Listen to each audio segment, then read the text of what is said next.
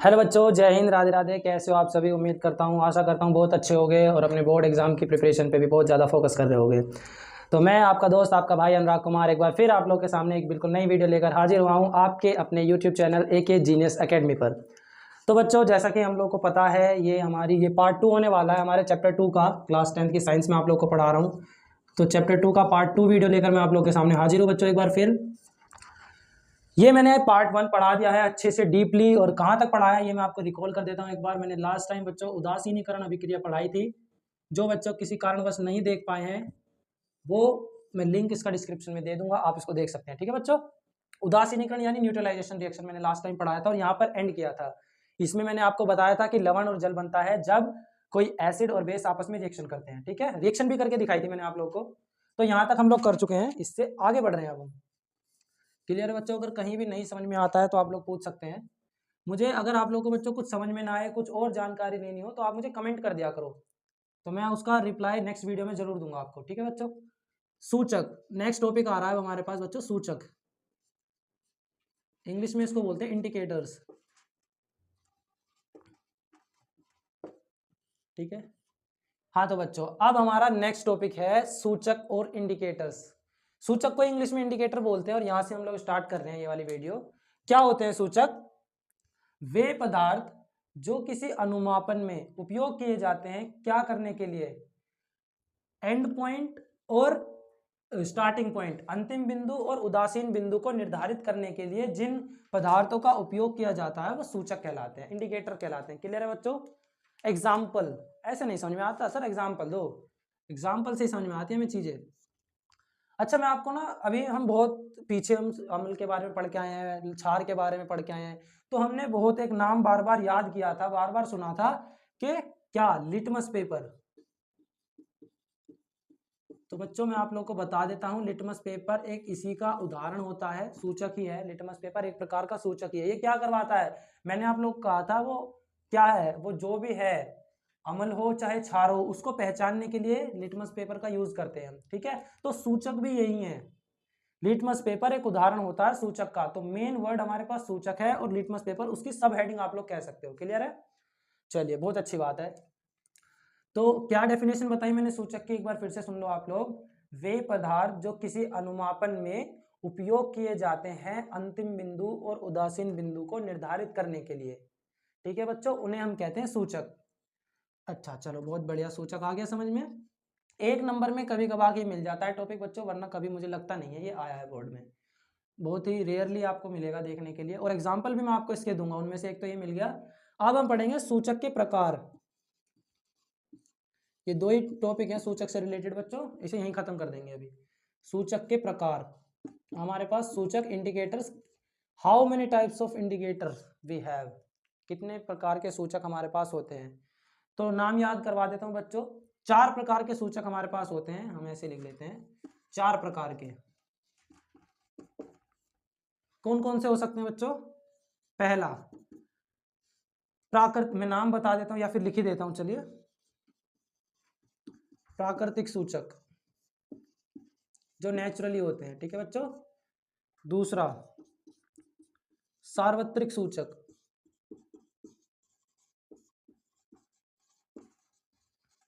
और थर्ड हमारे पास आता है तीसरा गंधयुक्त।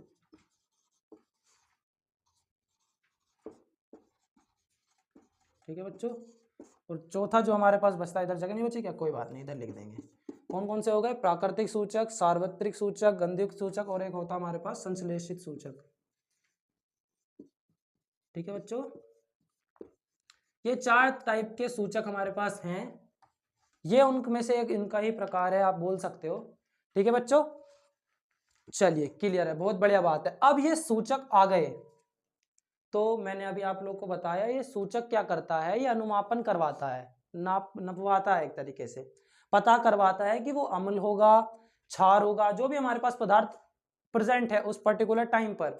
ठीक है बच्चों, चलिए बहुत अच्छी बात है। तो अब मैं आप लोग को क्या बताने वाला हूं, कुछ सूचकों के नाम लिखूंगा मैं, और उनका अम्लीय माध्यम में अगर एसिड है, मीडियम अगर एसिड है, या फिर बेस है, या फिर क्षार है, तो वो रंग कैसे चेंज करता है अपना, किस माध्यम में क्या रंग हो सकता है। ठीक है बच्चों, तो ये मैं अब आप लोग को बताने वाला हूँ। उम्मीद करता हूँ सूचक की डेफिनेशन, परिभाषा आप लोग को समझ में आई होगी। सूचक कितने प्रकार के होते हैं, 4 प्रकार के होते हैं और ये उनके नाम है। ठीक है बच्चों, अगर 2 नंबर में आ जाता है तो आप इतना लिख देंगे सफिशिएंट है, और अगर लॉन्ग में आ जाए तो क्या लिखोगे 3 नंबर में, तो उसके लिए भी थोड़ा सा बढ़ाते हैं इसको। चलिए आज इसको खत्म कर देते हैं पूरे सूचक को। हम क्या करते हैं, हम लोग ऐसे एक टेबल बना लेते हैं सूचक। सूचक के नाम लिख लेंगे एक दो यहाँ पे। बहुत तरीके के हमारे पास, फिनोल्फथेलिन, मेथिल ऑरेंज, हल्दी। हल्दी भी एक सूचक होती है। ठीक है बच्चों, ये भी मैंने आप लोग को बता दिया। तो आप जो भी लिखना चाहो अपनी मर्जी से लिख सकते हो। लो मैं फिनोल्फथेलिन लिख के दिखा देता हूँ।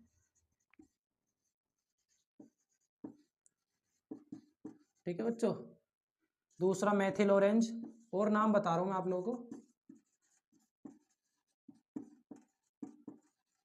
इंग्लिश वाले बच्चे स्पेलिंग तो लिख ही सकते हैं बच्चों। तीसरा होगा, हाँ जी बच्चों, फिनोल्फथेलिन, मेथिल ऑरेंज, लिटमस पेपर, और मैंने आपको बताया हल्दी। ये कुछ मैंने आप लोगों का टाइप लिख दिया है। और टाइप इनकी पीएच परास यानी पीएच वैल्यू क्या होती है ये भी मैं आप लोगों को बताऊंगा। इसके बारे में भी अभी मैं आप लोगों को पढ़ाऊंगा। टेंशन लेने की जरूरत नहीं है बच्चों, सब मिलेगा आप लोगों को। चलिए यहाँ पे हम पीएच वैल्यू लिख लेंगे। माध्यम, अम्लीय माध्यम यहाँ कर लेते हैं। चलिए अम्लीय माध्यम यानी मीडियम होता है बच्चों, ठीक है।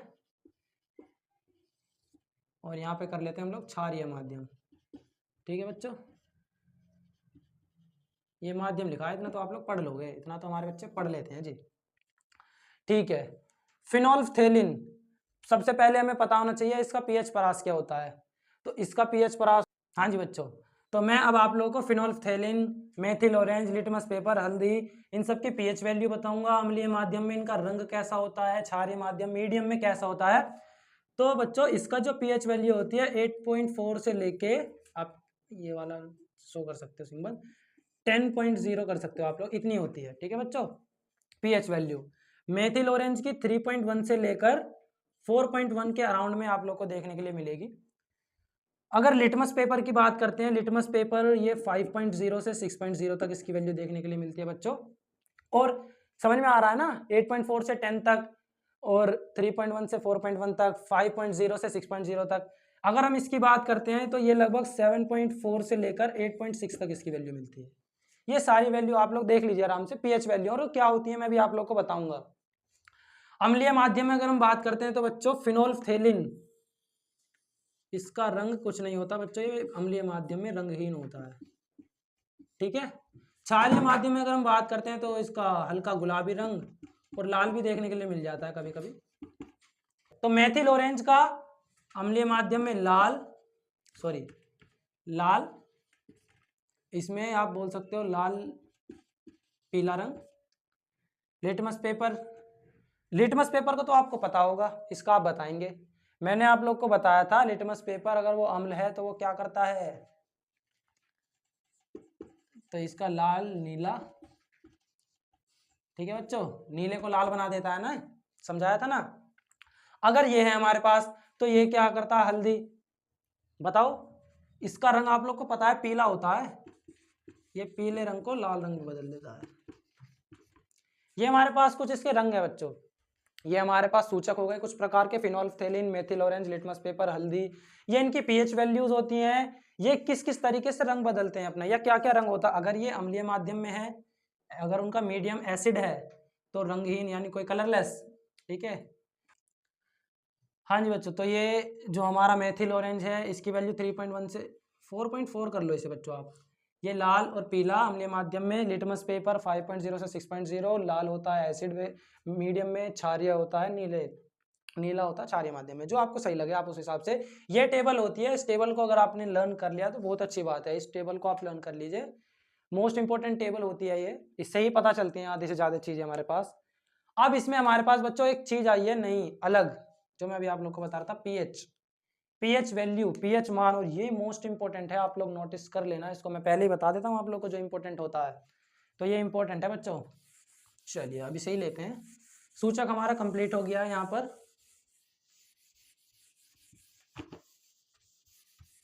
चलिए नेक्स्ट टॉपिक आता है हमारे पास बच्चों, इसको पीएच मान या पीएच वैल्यू भी बोलते हैं। ठीक है बच्चों, क्या होता है ये पीएच मान या पीएच वैल्यू? आप अगर मैं आप लोग को थोड़ी सी इजी लैंग्वेज में बताऊं तो किसी भी विलयन में, आप लोग मैं डेफिनेशन बता रहा हूं ध्यान से सुने, किसी भी विलयन में हाइड्रोजन आयन की सांद्रता के ऋणात्मक लघुगणक को उस विलयन का पीएच मान कहते हैं। ठीक है बच्चों, आप लोग को याद होनी चाहिए, इंपॉर्टेंट स्टार लगा देता हूं मैं और इस पे भी लगा देता हूं, इंपॉर्टेंट टॉपिक है। चलिए इसकी पहली बार मैं एक डेफिनेशन आपको लिख भी देता हूं। किसी विलयन में हाइड्रोजन आयन, ये लिखने की जरूरत नहीं थी, मैं ऐसे भी अगर सिंबल शो कर देता आप लोग वैसे भी समझ जाते, क्योंकि ये मैंने बताया था जो चार्जेस होते हैं ये आयन होते हैं यही, और ये हाइड्रोजन। तो किसी विलयन में हाइड्रोजन आयन की सांद्रता, ठीक है, के ऋणात्मक यानी नेगेटिव ऋणात्मक लघुगणक को उस विलयन का पीएच मान कहते हैं। विलयन यानी सॉल्यूशन, विलयन का पीएच मान कहते हैं। ठीक है बच्चों, पीएच वैल्यू कहते हैं। क्लियर है? ये डेफिनेशन आज फर्स्ट टाइम मैंने आप लोगों के लिए डेफिनेशन भी लिख दी। तो अगर इससे आप लोग फॉर्मूला बनाना चाहो तो बच्चों क्या होगा, देखते हैं क्या होगा। हाइड्रोजन आयन की सांद्रता यानी H प्लस आयन, ये सांद्रता को, ये ब्रैकेट है, ये सांद्रता को रिप्रेजेंट कर रहा है यहाँ पर, के ऋणात्मक लघुगणक। अगर आप लोगों को बच्चों डेफिनेशन याद है तो आप उससे ये फॉर्मूला बना सकते हैं। ऋणात्मक यानी नेगेटिव बताया था अभी मैंने आप लोगों को, लघुगणक यानी लॉग, बस, या और कुछ होना चाहिए आप लोगों के हिसाब से। pH is equal to minus log 10 होता है बीच में, बेस में लगाते हैं। बेस इसका मैंने इसलिए जरूरी बताया क्योंकि बच्चों लॉग, अगर हम लॉग के बारे में बता रहे हैं तो उसका बेस हमें पता होना चाहिए। यहाँ पे ई भी होता है कई बार, तो जिस वैल्यू बदल जाती है, वैल्यू चेंजेस होते हैं थोड़े, तो इसलिए आप लोग लॉग 10 बेस में 10 यूज करोगे। यही इसका फॉर्मूला एक और बनता है, वो क्या होगा आप लोग खुद बनाना चाहोगे तो बना सकते हो। यहाँ पर माइनस है, आप जानते हो नीचे जाएगा डिवाइड में जाएगा तो पॉजिटिव हो जाएगा, तो वो जरूरत नहीं है, आप इसी से याद कर सकते हो। अगर आपको ये फॉर्मूला याद है तो आप ये डेफिनेशन अपने आप बना सकते हो। अगर आपको डेफिनेशन याद है तो आप फॉर्मूला भी बना सकते हो। मैंने क्या बताया, किसी भी विलयन में हाइड्रोजन आयन की सांद्रता के ऋणात्मक लघुगणक को उस विलयन का पीएच मान कहते हैं, और उसी से तो बनाया मैंने। हाइड्रोजन आयन की सांद्रता का ऋणात्मक, ऋणात्मक यानी नेगेटिव लघुगणक को विलयन का पीएच मान कहते हैं। ये क्लियर हो गया बच्चों, ये 2 नंबर में आ जाती है, इंपॉर्टेंट है। और ये ना आए तो पीएच वैल्यू का हमारे दैनिक जीवन में क्या प्रभाव पड़ता है, तो ये टॉपिक नेक्स्ट है जो मैंने भी आप लोगों को बोला, और इसी के बारे में मैं आपको पढ़ाने वाला हूँ, कुछ समझाऊंगा चीजें वर्बली, उम्मीद करता हूँ ये समझ में आया होगा। चलिए नेक्स्ट टॉपिक लेते हैं फिर।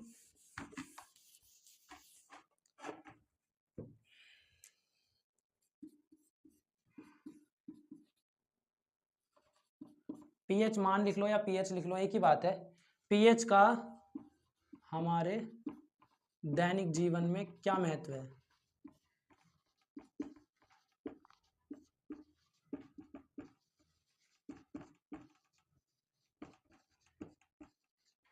या फिर यहीं पे छोड़ दोगे आप लोग तब भी सही है। दैनिक जीवन में महत्व, ये मैंने आप लोग को एक क्वेश्चन की तरह से लिखा ताकि पता भी रहे, जानबूझ के लिखा है। वैसे हेडिंग ये होती है पीएच का हमारे दैनिक जीवन में महत्व, एक ही बात है, आप लोग खुद समझदार हैं, सभी चीजें खुद समझ सकते हैं आप लोग। ठीक है बच्चों, चलिए तो बहुत सारे टॉपिक हैं इसके, मैं आपको 1 बाय 1 पढ़ाता हूँ, 1 बाय 1 समझाने की कोशिश करता हूँ, शायद आप लोग समझें, और मैं उम्मीद करता हूँ, बिल्कुल बताता हूँ बच्चों, मेरे साथ साथ आप पढ़ते रहिए, आप समझ जाएंगे। तो पहला टॉपिक लेते हैं, इसका क्या हो सकता है, चलिए बताते हैं। पहला इसकी सब हेडिंग है बच्चों, ये दैनिक जीवन यानी डेली लाइफ। डेली लाइफ में क्या क्या यूजेस हो सकते हैं, कहाँ कहाँ पे देखा जाता है पीएच मान। ठीक है, ये लिख सकते हो, पौधों या फिर जीव जंतुओं में जितने भी प्रकार के होते हैं उनके शरीर में किस तरीके से पीएच मान पाया जाता है और उनका क्या महत्व होता है शरीर में। चलिए बच्चों मैं आपको समझाता हूँ। एक जो हष्ट पुष्ट अच्छा हेल्थी स्वस्थ इंसान होता है तो उसके शरीर का, यानी जीव, हम सभी जीव हैं, ऑर्गेनिज्म, लिविंग ऑर्गेनिज्म, तो उनके शरीर का इसका पीएच मान होता है बच्चों पॉइंट है ये बीच में, 7.0 से लेके 7.8 तक, इतना नॉर्मल पीएच मान रहता है मनुष्य के शरीर का। ठीक है बच्चों, और भी बहुत सारी चीज़ें हैं, मैं आपको एक साथ एक्सप्लेन करता हूँ हमारे दैनिक डेली लाइफ में कहाँ कहाँ पे पीएच देखने के लिए मिलता है, उसका क्या क्या महत्व हो सकता है। चलिए अब हम थोड़ी सी बात कर लेते हैं पहले, फिर इसके बारे में थोड़ा और आगे चलेंगे। आप सभी को पता है हमारे शरीर का, चलिए इतना मैंने अभी बता दिया, पता चल गया, नहीं भी पता था तो कोई बात नहीं। अब हम आगे बढ़ते हैं तो हमें पता चलता है कि हमारे पेट में एसिड होता है, आप सभी को मैंने बताया था, नहीं पता था तो अब पता चल जाता है, हमारे पेट में एक एसिड होता है HCl। ठीक है बच्चों, हाइड्रोक्लोरिक एसिड पहले से बता चुका हूं मैं, बहुत अच्छी बात है। चलिए, यानी कि हमारे पेट के अंदर एसिडिक वैल्यू प्रेजेंट है, ऐसा कुछ ऑब्जेक्ट है, एक एसिड ही है। ठीक है, तो जब बहुत से टाइम पर ऐसा होता है कि जब हम कुछ बहुत सारी ऐसी चीजें खा लेते हैं, ऑयली फूड ज्यादा खा लेते हैं, तो हमारे थोड़ा सा इरिटेशन होने लगती है, हमको हमारी चेस्ट में हमको पेन होता है, थोड़ी सफोकेशन सी क्रिएट हो जाती है। तो हम क्या करते हैं, दर्द भी होता है हमको, ऐसे पेन भी फील करते हैं हम लोग। तो उस टाइम पर क्या है, हमने ऐसी चीजें खाकर, उल्टे सीधे हम कुछ भी खा लेते हैं, तो हमने ऐसा खाकर क्या किया, HCl की वैल्यू जो था उसको इंक्रीज कर दिया अपने पेट में। ठीक है बच्चों, जब ये वैल्यू इंक्रीज होती है तब जाके हम लोग कहते हैं ना हमारी चेस्ट में जलन हो रही है, तो वो इसकी वजह से, क्योंकि ये पेट में ज्यादा बढ़ जाता है। ठीक है बच्चों, अब बढ़ गया तो हम लोग ऐसे पेन में रह नहीं सकते हमेशा के लिए, बोलते हो आप लोग इनो पी लो, तो ऐसे बहुत सारे उपचार हैं। तो इसका एक, इससे बचाव कैसे हो, कैसे बचें इससे, तो इससे आप ये भी बता सकते हो, केमिस्ट के पास जाकर आप ये ले सकते हो, मैग्नीशियम हाइड्रोक्साइड का मिल्क, मैग्नीशियम बोलते हैं इसको, मिल्क ऑफ मैग्नीशियम नाम है वैसे इसका, जो आप लोग किताबों में आप लोग को मिलेगा तो ऐसे लिखा होता है, milk of magnesium, milk of magnesium होता है बच्चों ये। ठीक है, केमिस्ट के पास जाकर आप इसको खरीद सकते हैं, इसको पिएंगे तो आपके पेट में ये किस चीज का वर्क करेगा, अगर आप इसको पी लोगे तो ये एंटी एसिड का वर्क करेगा। मींस क्या मतलब है इसका, जब आप HCl की वैल्यू बढ़ गई आपके उल्टे सीधे खाने से, तो दर्द होगा, पेन होगा, उससे बचने के लिए आप मिल्क ऑफ मैग्नीशियम पीजिए, जिससे क्या होगा, ये एंटी एसिड का वर्क करेगा, यानी कि एक तरीके से ये बेस है, ये बेस का वर्क करेगा, और जब एसिड और बेस आपस में मिल जाएंगे तो ये न्यूट्रलाइजेशन रिएक्शन कर देंगे, चीजें नॉर्मल हो जाएंगी। ठीक है, चलिए बहुत बढ़िया, उम्मीद करता हूँ समझ में आ रहा होगा। और अगर आगे बढ़ते हैं तो बारिश होती है बच्चों, आपने सुना भी होगा कई बार, आपके मम्मी पापा या फिर बड़े बुजुर्ग बोलते हैं कि बाहर मत जाओ, गंदी वर्षा हो रही है, ये जो बारिश का पानी है ये गंदा है। क्यों, ऐसा क्यों बोलते हैं वो लोग, और हम लोग तो पसंद करते हैं बारिश में नहाना, ऐसा क्या है, ऐसा इसलिए होता है क्योंकि बच्चों जब स्टार्टिंग की बारिश होती है, जब वाटर साइकिल पढ़ते हैं तो जब फर्स्ट साइकिल जनरेट होती है तो उसमें पानी सच में गंदा ही आता है। तो उस वर्षा के जल का जो पीएच मान होता है बच्चों 5.6 होता है। ये मैं आप लोग को अलग अलग चीजें बता रहा हूँ, हमारे दैनिक जीवन में डेली लाइफ में कहाँ कहाँ पे यूज होता है पीएच मान। तो वर्षा के जल का पीएच मान हमारे पास 5.6 होता है बच्चों। ठीक है, अब इससे नुकसान क्या है, 5.6 का मतलब है माध्य, यानी एसिडिक रेन है वो, उसको बोलते हैं एसिडिक रेन। जब वो गंदी वर्षा का मतलब होता है बच्चों एसिडिक रेन, यानी उसमें एसिड प्रेजेंट है उस टाइम पे कुछ, तो वो डायरेक्ट जब हमारी बॉडी के कांटेक्ट में आता है तो उससे हमारे प्रॉब्लम हो सकती है। ठीक है, चलिए और मैं आपको बताता हूं क्या हो सकता है, और हो सकता है हमारे पास, हम अपने मुंह की बात करते हैं, हमारे मुंह में, हमारे माउथ में भी पीएच मान की वैल्यू हमें मिलती है। हमारे माउथ में पीएच मान अराउंड इसी के, लगभग इसी के जितना होता है, या इसको 5.5 कर लो, दोनों बराबर होते हैं। ठीक है, 5.5 कर लीजिए मुंह का पीएच मान, इसका 5.5 कर लीजिए, या उसका 5.6 कर लीजिए, दोनों के लगभग बराबर है, लगभग बोल रहा हूं मैं। ठीक है, तो मैं इसको भी बता देता हूँ आपको, हमारे मुंह का पीएच मान, मुंह का पीएच मान ये भी लगभग बच्चों बराबर, में दोनों को ही 5.5 कर लेता हूँ, आप लोगों को समझ में आना चाहिए। ठीक है, अब इससे मतलब क्या है, ये दंत, अगर इससे कम होना स्टार्ट हो जाए, ये नॉर्मल है, हमारे मुंह का पीएच मान 5.5 नॉर्मल, अगर ये इससे कम होना स्टार्ट हो जाएगा तो क्या होगा, होगा ये कि जब इससे कम हो जाएगा तो हमारे मुंह के अंदर एसिड वैल्यू ज्यादा क्रिएट होने, जैसे जैसे वैल्यू कम होगी तो एसिड की वैल्यू ज्यादा होनी स्टार्ट हो जाएगी, और अगर जब ज्यादा होनी स्टार्ट हो जाएगी तो हमारे जो दांत है वो खराब होना स्टार्ट हो जाएंगे। ठीक है बच्चों, तो उम्मीद करता हूं ये सारी चीजें आप लोग को समझ में आई होंगी। ये सारी चीजें मैंने आप लोग को किससे रिलेटेड बताई हैं, पीएच से रिलेटेड, इसीलिए मैंने कहा था इंपॉर्टेंट है, क्योंकि डेली लाइफ में देखने के लिए मिलता है। तो दैनिक जीवन मतलब डेली लाइफ, कुछ बच्चों को समझ में भी नहीं आ रहा होगा इसलिए मैंने नाम बता दिया, डेली लाइफ। ठीक है, तो हमारी डेली लाइफ में पीएच ऐसी ऐसी जगहों पर देखने को मिलता है जहां पर अभी तक हमने सोचा नहीं था, और मोस्टली ये ज्यादातर जगह पे होता ही है। ठीक है बच्चों, चलो बहुत अच्छी बात। और भी अगर आप देखना चाहो तो और भी मैं आप लोग को बता दूंगा। फॉर एग्जाम्पल, और अगर आप देखना चाहो तो जैसे मधुमक्खी काट लेती है, तो मधुमक्खी का जो डंक होता है बच्चों उसमें भी एसिड होता है, ये भी मैं आप लोग को बता दूं। यानी कि उसका भी पीएच वैल्यू डायरेक्ट कांटेक्ट में आते हैं, तो वहां पर भी हमारा पेन होने लगता है, स्वेलिंग आ जाती है। उसके क्यों होता है ऐसा? क्योंकि उसका जो डंक का पीएच मान था उसमें एसिड प्रेजेंट था, यानी कि वो कम वैल्यू थी। ठीक है, अभी मैं आपको इससे रिलेटेड एक टॉपिक छोटा सा समझा देता हूं। यहां पर बच्चों बोर्ड पे लिखा हुआ तो ठीक ही है, मैं जो बोल रहा हूं अगर आप लोग उसको सुनेंगे ध्यान से समझेंगे तो लिख आप लोग, मैं मानता हूं आप लोग खुद लिख पाएंगे। यहां पे समझाता हूं। ठीक है, क्या बना रहा हूं मैं? स्केल बना रहा हूं, इसे बोलते हैं पीएच स्केल। अगर हेडिंग लिखना चाहते हो आप लोग हेडिंग भी लिख सकते हो, पीएच स्केल। ये क्या है? सेंटर में मैंने ये क्या स्केल बनाया, तो सेंटर में ऑब्वियसली बात है कुछ होता है, यहाँ पे होता है 7। हम लोग 7 से पीएच वैल्यू को नापते हैं, क्योंकि मेरे को लग रहा है अभी बहुत सारे बच्चे ये 5.6 7.8 मैं अपनी तरफ से बोल रहा हूँ, अम्लीय होगा, क्षारीय होगा, कैसे बोल रहा हूँ? तो ऐसे बोल रहा हूँ। अभी थोड़ा सा समझो बच्चों, आप लोग मुझे लगता है समझने की जरूरत है। अगर 7 है तो समझ लेना बच्चों उस विलयन का जो पीएच है वो उदासीन है, न्यूट्रल है, नॉर्मल है, कोई दिक्कत नहीं है यानी कि। ठीक है, अगर 7 से कम होना स्टार्ट हो गया, यानी 6 5 4 3, ऐसे जैसे जैसे घटेगा, देखिए ऐसे ही, तो यानी कि आप समझ जाना कि विलयन की वैल्यू अम्लीय होना स्टार्ट हो गई है। ठीक है, 7 से कम अगर आप लोग को कुछ भी मिलता है तो यानी कि उसमें एसिड ज्यादा प्रेजेंट है, यानी कि अब मेरे को लगता है आप लोग को समझ में आया होगा ये मैं क्यों कह रहा था कि ये अम्लीय अम्लीय। ठीक है, 5.6 क्योंकि 7 से कम है तो अम्लीय, एसिड प्रेजेंट है। आई बात समझ में बच्चों?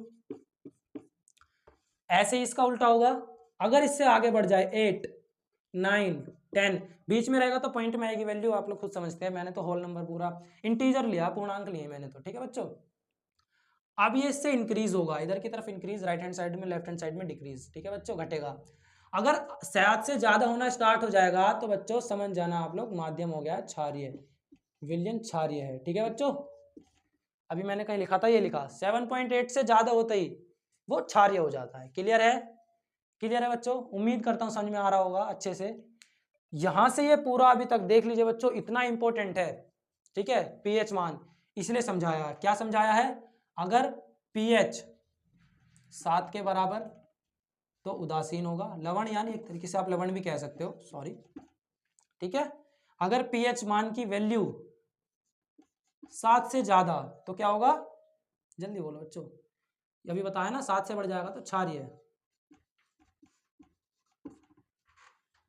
और अगर पीएच की वैल्यू 7 से कम हो जाए, ठीक है, तो अम्लीय। उम्मीद करता हूं आप लोग को ये पूरा टॉपिक अच्छे से समझ में आ गया होगा। चलिए बहुत बढ़िया बात है बच्चों, अगर अच्छे से समझ में आ गया तो रफ कर देते हैं, आगे बढ़ते हैं। चलिए, हाँ जी बच्चों, अब मैं आप लोगों को कुछ इंपॉर्टेंट टॉपिक बताने वाला हूं बच्चों। हमारे पास जो ये 6 टॉपिक हैं, 5 या 6 कुछ टॉपिक हैं, उनमें से 2-2 करके मैं आप लोग को पढ़ाऊंगा, और कंपलसरी एक आएगा बच्चों, 1 या 2 भी आ जाए तो कोई दिक्कत नहीं है, एक तो जरूर आएगा। क्या क्या लर्न करना है? तो हमें इसका रासायनिक नाम पता होना चाहिए बच्चों, रासायनिक नाम यानी केमिकल नेम क्या है इसका? इसका रासायनिक नाम होता है बच्चों सोडियम क्लोराइड, सुना भी होगा आप लोगों ने आज से पहले कई बार, सोडियम क्लोराइड। ठीक है बच्चों, रासायनिक नाम के साथ साथ आपको इसका फॉर्मूला, अणुसूत्र क्या होता है ये भी पता होना चाहिए। फॉर्मूला, सोडियम यानी Na, क्लोराइड यानी Cl, NaCl। ठीक है बच्चों, अब एक इंपॉर्टेंट, निर्माण की विधि।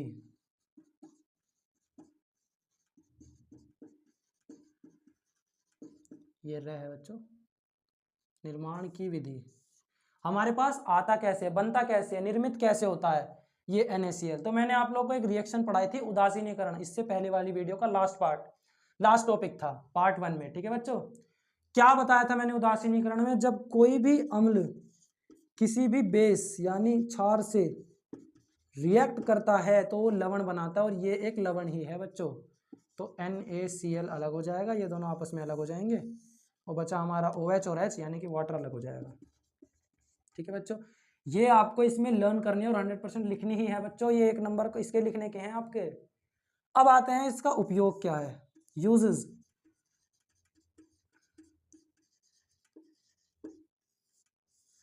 बहुत सारे इस्तेमाल है बच्चों, आप मुझसे ज़्यादा लिख सकते हो इसके बारे में। इसके उपयोग, नमक के बारे में आप लोग को सबको पता है क्या क्या यूज़ होते हैं। थोड़े से किताबी मैं आप लोग को बता देता हूँ और घरेलू आप लोग लिख लेना।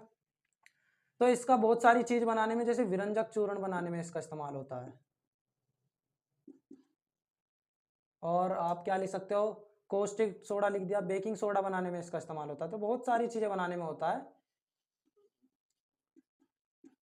आप लोग मुझसे ज़्यादा जानते हैं नमक का इस्तेमाल करना, ठीक है। तो मैं आधी लिख देता हूँ, ये लीजिए, हो गया हमारा क्लियर, ठीक है बच्चों। चलिए अब हमारे पास टॉपिक आता है कॉस्टिक सोडा। कॉस्टिक सोडा क्या होता है, कैसे बनता है, रासायनिक नाम क्या है, अणुसूत्र क्या होगा और किस तरीके से बन रहा है, उपयोग क्या होंगे इसके, ये सब चीज़ें हम पढ़ना है कॉस्टिक सोडा में। तो इसका रासायनिक नाम बच्चों, हेडिंग फर्स्ट सेम रहेगी। रासायनिक नाम आपके अकॉर्डिंग सोडियम हाइड्रोक्साइड।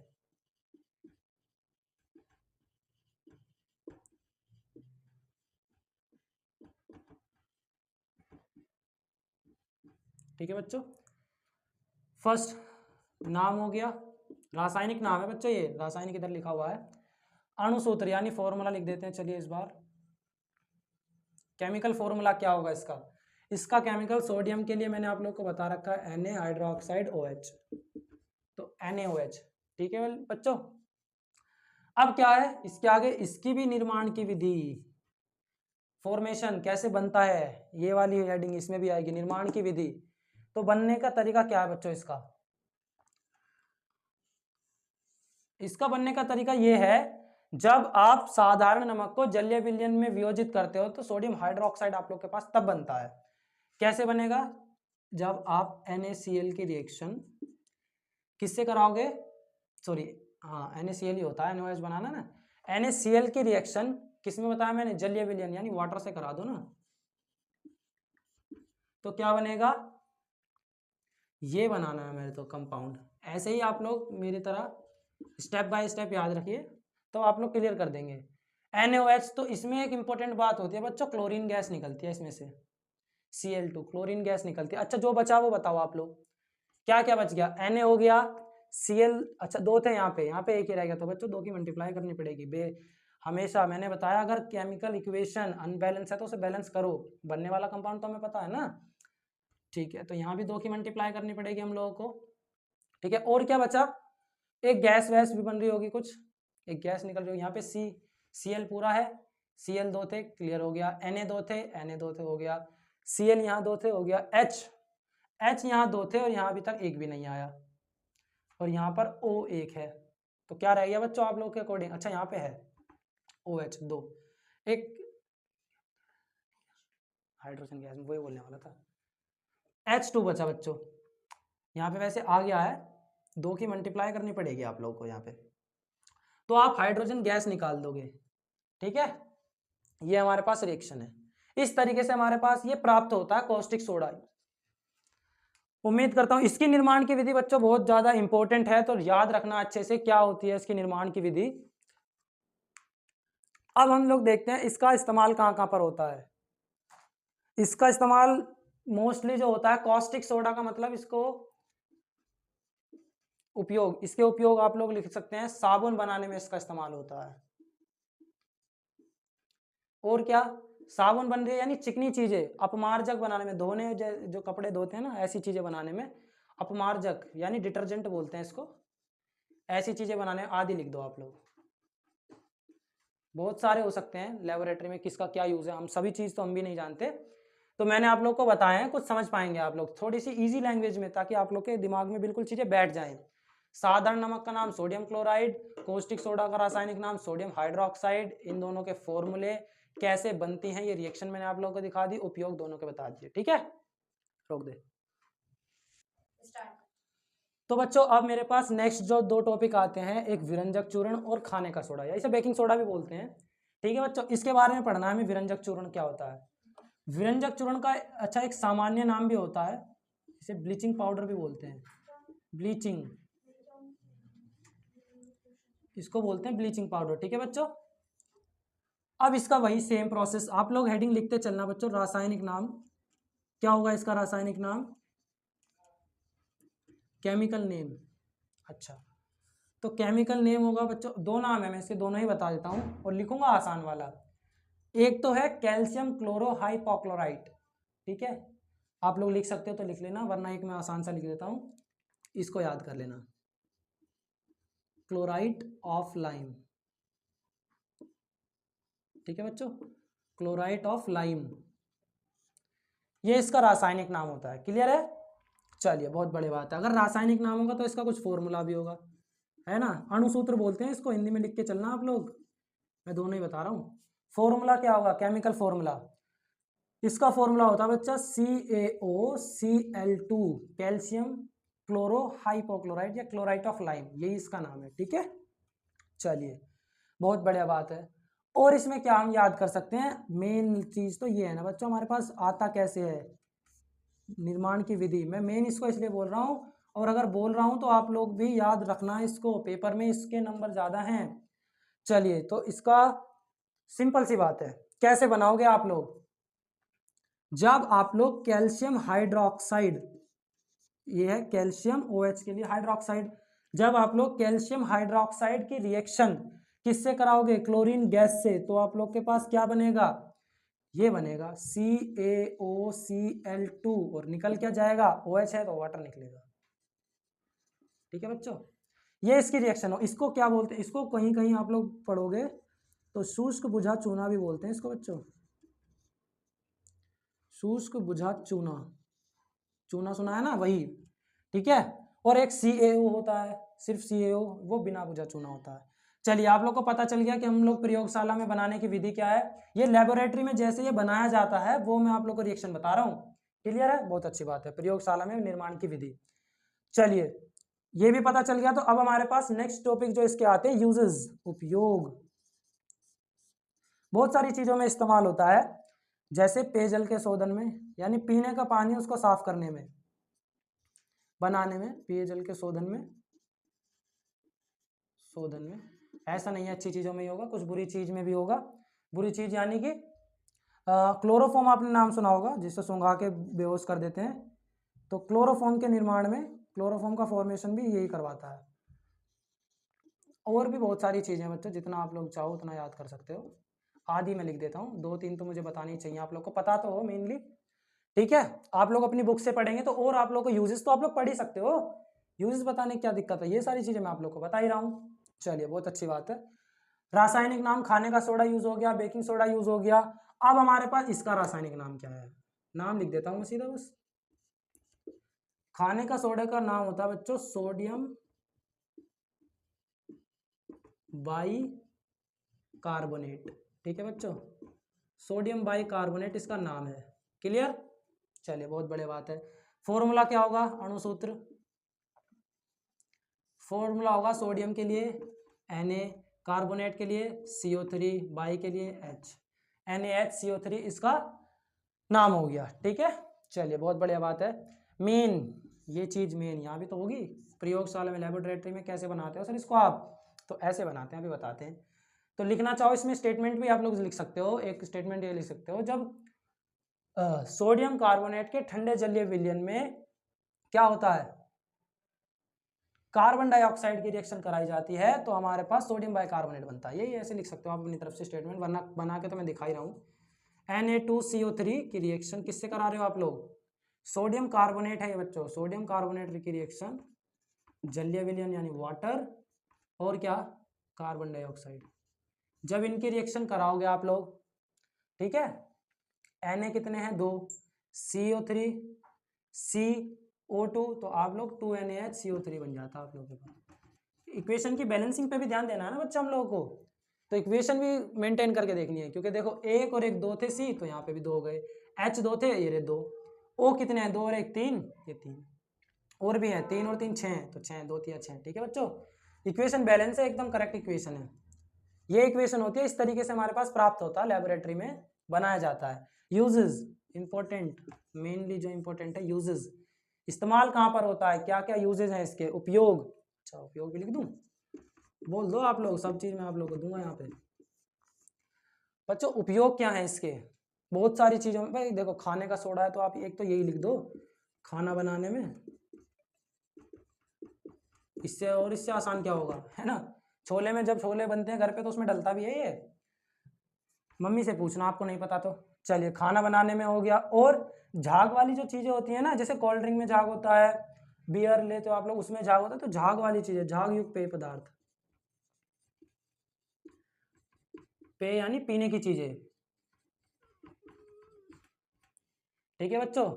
और भी जितना आप लोग लिख सकते हो अपनी मर्जी से, जितना आप लोग चाहो उतना, आदि। क्लियर है, 2-3 मैं आप लोग को बता के चल रहा हूँ। बहुत बढ़िया, ये हमारे पास 2 और टॉपिक खत्म हो गए। अब हम एक अगला टॉपिक लेते हैं, ठीक है। हाँ जी बच्चों, तो थोड़ा सा लाइट का इशू हो गया है, कोई बात नहीं, एक ही टॉपिक बचा है, इसको खत्म करते हैं, वरना बच्चों नेक्स्ट वीडियो बनानी पड़ेगी। नेक्स्ट लास्ट टॉपिक बचा है, इसको पढ़ा के मैं खत्म करता हूँ, ठीक है। इंपॉर्टेंट भी है क्योंकि उन सबसे ज़्यादा इंपॉर्टेंट वेटेज वाला है ये, इन सारों में ये सबसे ज़्यादा वेटेज इसका रहता है, इसलिए मैं इसको पढ़ा रहा हूँ अभी। तो प्लास्टर ऑफ पेरिस उन्हीं के जैसा है, सेम चीज़ याद करनी है। इसका नाम क्या होगा इसका, अच्छा बच्चों इसको वैसे एक सामान्य नाम भी है, नॉर्मल नाम, इसको जिप्सम भी बोलते हैं। लीजिए, लाइट की प्रॉब्लम भी दूर हो गई आप लोग, ठीक है। प्लास्टर ऑफ पेरिस यानी इसको जिप्सम बोलते हैं। इसका रासायनिक नाम क्या होगा, रासायनिक नाम के बारे में देखते हैं। इसका रासायनिक नाम होगा बच्चों कैल्शियम, कैल्शियम सल्फेट हेमीहाइड्रेट। ये बात याद रखना बच्चों, क्या बोला मैंने, हेमीहाइड्रेट, इसलिए मैं जानबूझ के लिख रहा हूँ क्योंकि आप लोग नाम में गलती ना करो, वरना मैं बोलता हूँ, ठीक है। कैल्शियम सल्फेट हेमीहाइड्रेट, ये इसका रासायनिक नाम है। तो इसका कुछ फॉर्मूला भी होगा, अणुसूत्र। अब हम लोग एंडिंग पर हैं। अणुसूत्र क्या होता है, कैल्शियम के लिए Ca, sulphate SO4 CaSO4 dot half H2O, ये इसका फॉर्मूला है बच्चों, याद कर लेना, ठीक है। इसीलिए इंपॉर्टेंट है ये, और इसके यूजेस भी ऐसे ऐसे हैं, तो इसलिए ये नेचुरल लाइफ में सबसे ज़्यादा देखने के लिए मिलता है।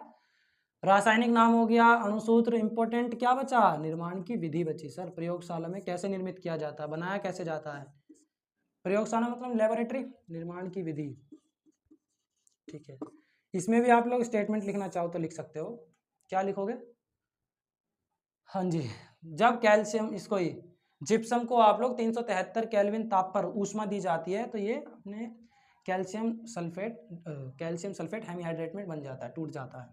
कैसे वो मैं दिखाता हूँ, देखो ऐसे, कैल्शियम सल्फेट डॉट 2H2O, ये होता है हमारे पास। जब हम इसको 373 केल्विन ऊष्मा यानी हीट, ऊष्मा प्रदान करेंगे, हीट प्रोवाइड करेंगे, ठीक है बच्चों, यानी गर्म करेंगे इतने टेम्परेचर पर, तो ये हमें CaSO4 डॉट हाफ H2O में टूट जाता है। लेकिन यहाँ पे 2 थे, हाफ निकल गया, तो कितना बचा, 3/2 पार्ट बचा ना, तो 3/2 पार्ट ऑफ वाटर अलग हो जाता। तो ये इसके निर्माण की विधि है बच्चों, ठीक है। इसके यूजेस इंपॉर्टेंट है, लिख लेना बच्चों आप लोग मेरे साथ साथ, उपयोग क्योंकि सबसे ज़्यादा देखा जाता है, और मैं आपको प्रैक्टिकली बताऊंगा इसके यूजेस, प्रैक्टिकली कहाँ होते हैं। आपने देखा होगा कभी कभी एक्सीडेंटली जब हड्डियां टूट जाती हैं तो उनको जोड़ने के लिए प्लास्टर चलाया जाता है, तो वही है ये प्लास्टर, इसी का पूरा नाम होता है प्लास्टर ऑफ पेरिस। तो आप लिख सकते हो इसका यूज, टूटी हुई हड्डियों के ऊपर प्लास्टर चढ़ाने में इसका यूज होता है एक, ठीक है। और कहां पर इसको देख सकते हो आप, जितनी भी कैल्शियम वाली चीजें हैं उनको बनाने में इसका इस्तेमाल होगा, और आप किसी में भी लिख सकते हो ज्यादातर, ठीक है, मोस्टली आप किसी में भी लिख दो। चलिए, और क्या होगा, मूर्ति बनाने में, मूर्तिकार मूर्ति बनाने में बना होता है, चूना होता है ना मूर्तियां बनाने में, ठीक है बच्चों, यहाँ इसका इस्तेमाल किया जाता है। और भी बहुत सारे इसके उपयोग हैं, जहां आप चाहो वहां लिख सकते हो, आपकी किताब में दिया होगा, आप पढ़ सकते हैं। तो इस तरीके से बनाया जाता है, ठीक है। क्लियर है बच्चों, उम्मीद करता हूँ चैप्टर पूरा कंप्लीट हो गया है, लास्ट टॉपिक था आपका। उम्मीद करता हूँ, आशा करता हूँ बहुत अच्छी तरीके से आप लोग ने समझा होगा, सीखा होगा। और अगर आप लोग को कुछ लगता है तो आप लोग मुझे कमेंट, आपकी कोई क्वेरी रह जाए जो मैं ना सॉल्व कर पाता हूँ तो आप लोग कमेंट करो, मुझे बताओ। जो भी आप लोगों का कुछ सवाल हो, कोई क्वेश्चन हो, जो भी कोई क्वेरी, आप मुझे कमेंट करो, मैं जरूर उसको सॉल्व करूंगा नेक्स्ट वीडियो में। चलिए फिर मिलते हैं, बहुत जल्दी मिलेंगे, नेक्स्ट वीडियो लेकर आऊंगा, नेक्स्ट चैप्टर लेके आऊंगा। तब तक के लिए जय हिंद, राधे राधे।